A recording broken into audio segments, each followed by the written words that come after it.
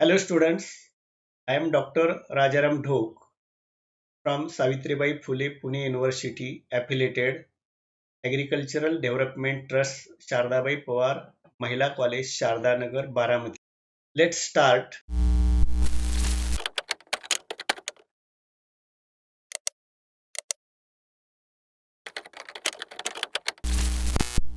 Ionic Solids Lecture 5. In this lecture, we learn about the ionic radia. So what is the ionic radia? So ionic radia means the space occupied by an ion in any direction in the lattice of an ionic solid, that is called as ionic radii. Or this ionic radii is defined by other way, that ionic radius is defined as the distance between the nucleus of an ion and its electron cloud or its valence shell, that is also called as ionic radii. So this measurement of ionic radii is carried out by scientist Pauling. So we see how that radius is measured in the point measurement of ionic radius. So X-ray analysis is used to measure the internuclear distance between the two ions of an ionic compound. The values are expressed in nanometers. So 1 nanometer is equal to 10 raised to minus 9 meter, or 1 nanometer is equal to 10 raised to 10 degree Angstrom, or 1 degree Angstrom, that is equal to 10 raised to minus 8 centimeter. It is assumed that in the ionic crystal, cation and anion is in contact with each other, and the internuclear distance d between the two adjacent ions is equal to the sum of radii of these two ions. So d is equal to Rc plus Ra minus. So here Rc plus means the radius of cation and Ra minus means the radius of anion. So see this diagram. This is one ion, that is the cation. This is other ion, anion.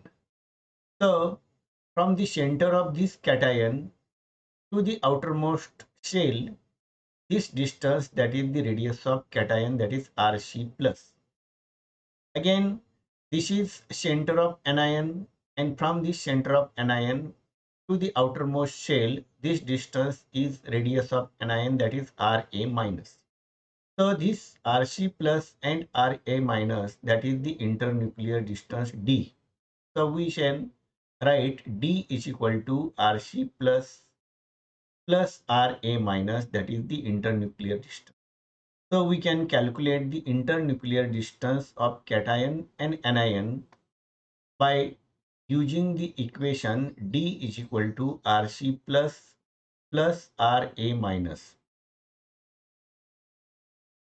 Now we see the Pauling univalent radii. So Pauling is one of the scientists, and he measured the radius of cation and anions. So for that purpose, Pauling used the process, and that process is, we see, the measurement of univalent radii.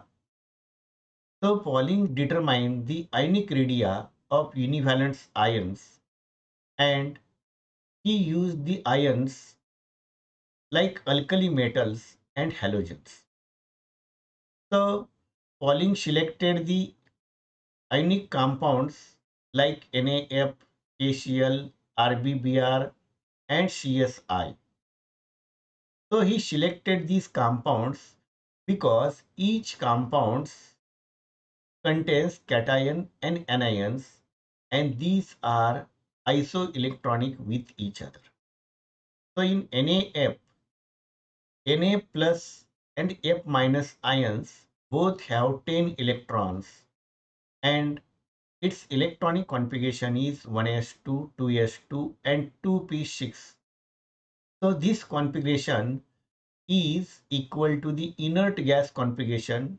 So in case of the NaF, this configuration is equivalent to neon configuration, and this configuration is called as isoelectronic configuration. In case of the KCl, RBBr and CSI, the cation and anion both are isoelectronic with each other, and so that Pauling have selected that same characteristic compounds for measurement of the ionic radii. So Pauling have selected these compounds because they contain some other characteristic, that the radius ratio of cation to anion in all these compounds is nearly equal to 0.75.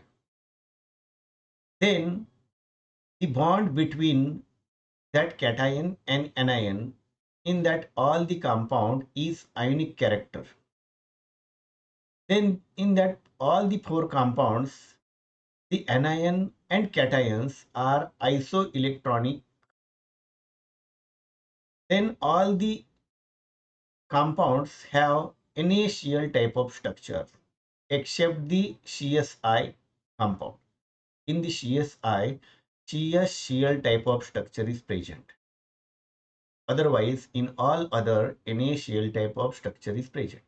So these all the similarities are found in that compounds, and so that Pauling have selected these compounds for the study.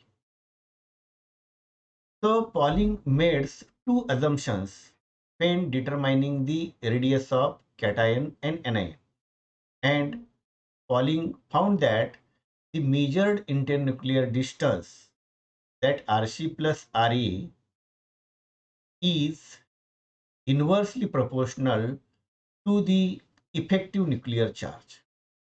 So first assumptions made by the Pauling is internuclear distance is measured by taking the radius of both cation and anion. Then second assumptions, that the ratio of radius of cation to anion, that should be equal to inverse ratio of effective nuclear charge felt by the electrons.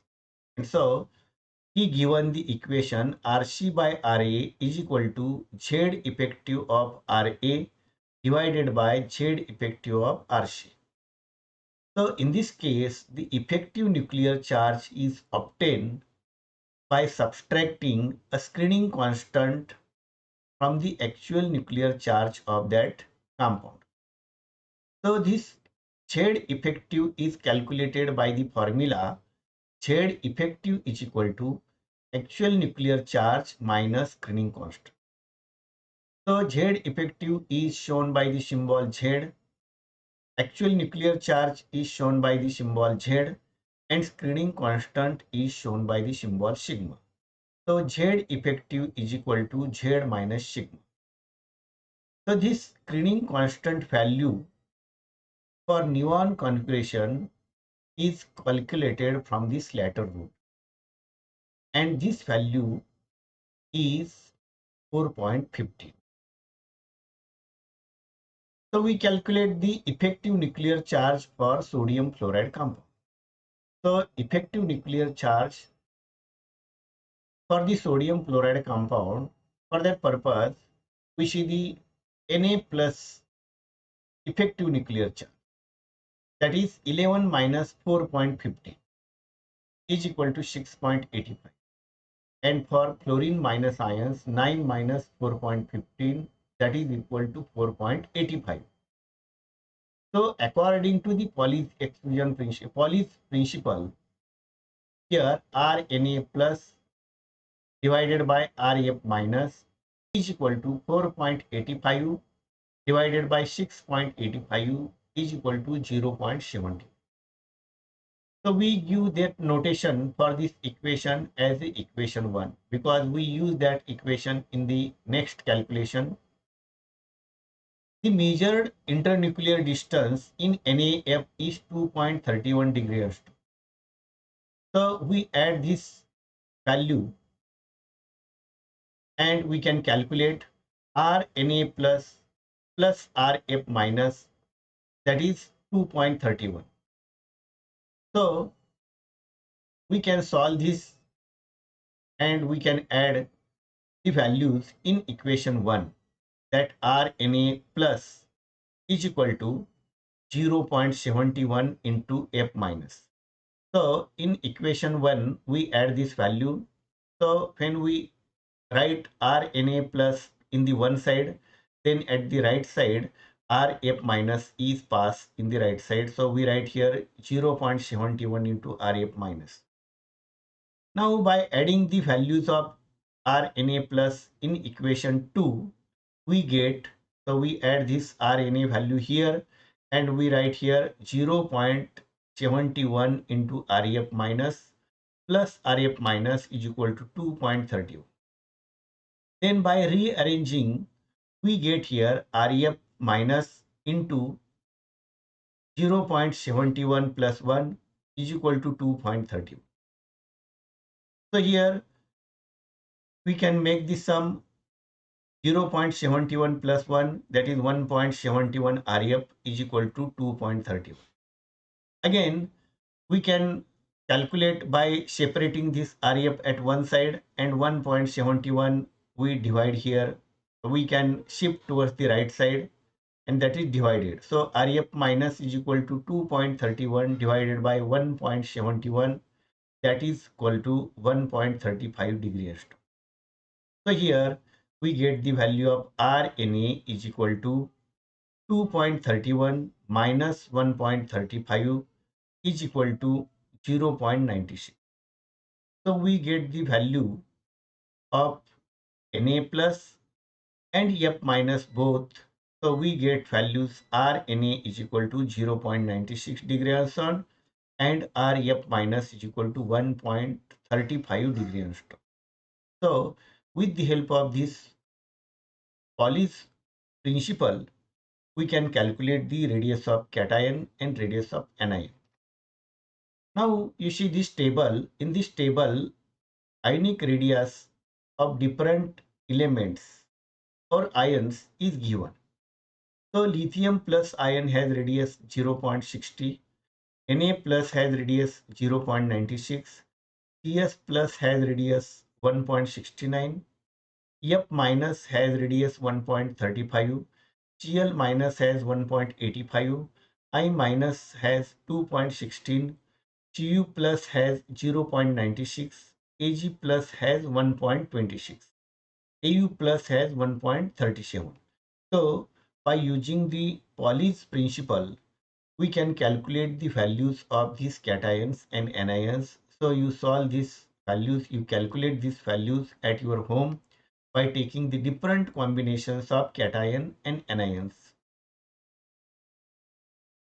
So ionic radius of cation is always smaller than the parent atom, whereas ionic radius of anion is always greater than that of the parent atom. And why this? Because positively charged cations are formed by loss of electron from the parent atom and becomes larger size. The negatively charged anions are formed by gain of electron. The size of anion is larger than the parent atom. So in case of this cation, here you see that when cation loses electron, then the size of cation becomes shorter, it becomes smaller. So there is one correction. Instead of this larger, here is a smaller size. This is the smaller size. So size of cation is smaller than the corresponding their atoms. For that purpose, we take the simple example. Here Na atom. Na atom contains 11 proton and 11 electron. While there is formation of Na plus ions, then one electron is lost and Na plus ion contains 11 proton and 10 electron. So that 11 proton attracts 10 electron. At that time, nuclear charge increases and size of that cation becomes smaller than their corresponding atom. We take other example, chlorine atom. Chlorine atom contains 17 proton and 17 electron. But when that chlorine atom is converted into chlorine ion, then in that case, one electron is gained in chlorine ion. So chlorine ion contains 17 proton and 18 electron. So in this chlorine ion, one electron is gained and so its nuclear charge decreases. So size of this anion becomes larger than its original chlorine atom. So this is observed in all the cases. Means we can say that simple statement, cations are smaller size than the corresponding atoms and anions are larger size than their corresponding atom. So anions are always larger than cations. Or we say that cations are always smaller than the anions.